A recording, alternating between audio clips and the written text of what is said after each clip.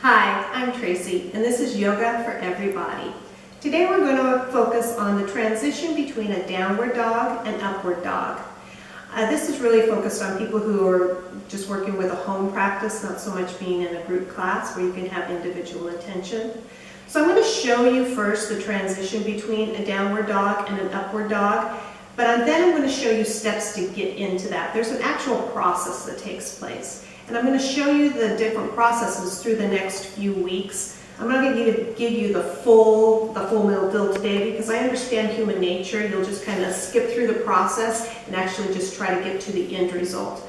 But I really want you to work through the process, and that way you'll have a much easier transition, and it'll be smoother and much easier on your body without getting hurt in any specific way. So I'm actually going to show you the end result, but then I want you to actually work through the process. So when I say transition between downward dog and upward dog, I'll show you what that actually means. So we would start in the downward dog, and we've worked through downward dog. You can look back through some of the posts and you can see how to get into a good downward dog.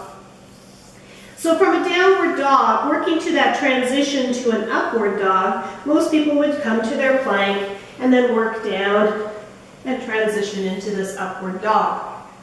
For a lot of people who haven't done yoga for much time or have tight shoulders, that's kind of a hard transition.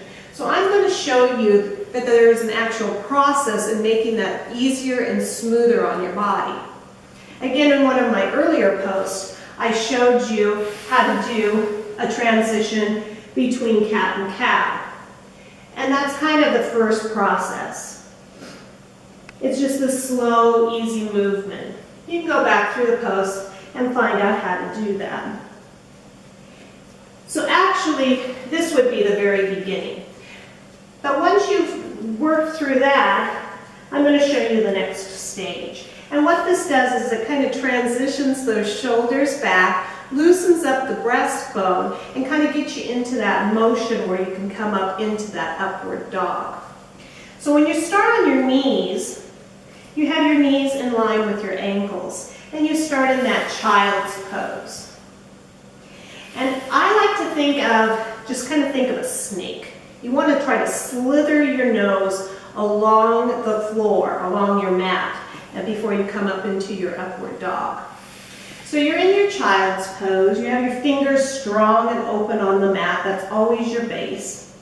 You're all down here into your child's pose, resting nice.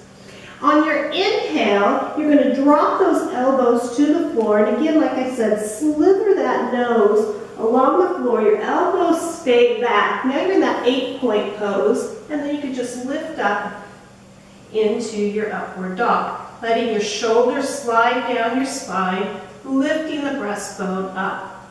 On your exhale, you just drop your knees, round up into that cat pose, and push back into your child's pose.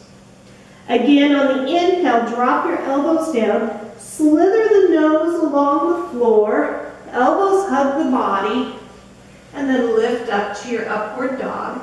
Elbows or shoulders down your spine, lifting that chest forward. You can even lift the chin to get even deeper into the pose. On your exhale, drop the knees, round up into cat, and push back into your child's pose. Practicing through that a few times, as I said, kind of gets those shoulders into that motion that you're going to need to transition from your upward dog to downward dog. And this is a good starting point. So there is a process that you're going to go through. This is the beginning. Next time we get together, I'll show you the next part. Try this a few times and see if it starts to become easier for you. And I'll see you next time. Thanks.